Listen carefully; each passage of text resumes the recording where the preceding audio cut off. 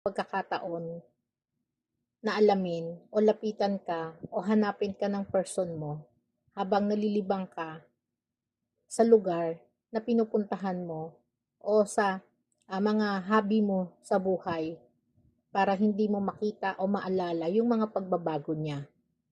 Pero parang dumating na sa panahon o sa sitwasyon na lagi mo na lang iniisip o nagkakaroon ka ng refleksyon sa sarili mo. Ano ba ang nagawa mo? Bakit hindi siya naging tapat? Bakit hindi niya naibigay sa iyo yung mga pinangako niya sa iyo dati? Bakit kahit sa maliit man lang na katapatan na gusto mo ay maging tapat siya sa iyo? Kahit sa sarili niyang pera, tinatago niya o inililihim niya sa iyo yung pinansyal na meron siya. Puro kasinungalingan na alam mo sa sarili mo, nakikita mo na hindi siya nagsasabi ng totoo sa'yo. Dahil ikaw mismo, chine-check mo yung cellphone niya, chine-check mo yung wallet niya, na doon sa wallet niya nakikita mo na napakaraming pera pala ang naroroon. Pero ang ibinibigay sa'yo, halos barya lang.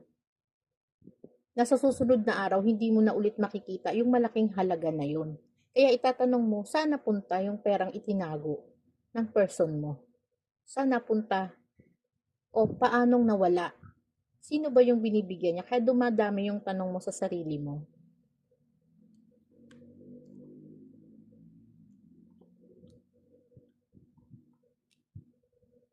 Dito, dito ka nagsimulang nasaktan. Dito ka nagsimulang nagtanong.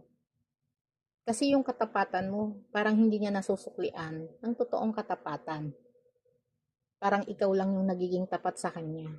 Pero pagdating sa kanya, napakalaki ng pagbabago. Dahil halos nasasaktan ka niya. Halos lahat ng problema, ikaw ang gumagawa ng paraan. Ikaw ang nagbibigay ng halaga para sa sarili mo. Pero yung katapatan niya, binibilang mo eh.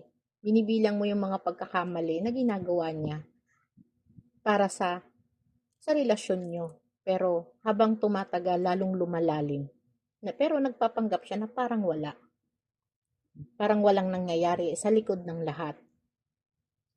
Kaya dito parang feeling mo pababayaan mo na lang yung mga pagkakamali na yon at hindi mo na lang siya hahanapan para magkaroon kayo ng pagkakasundo.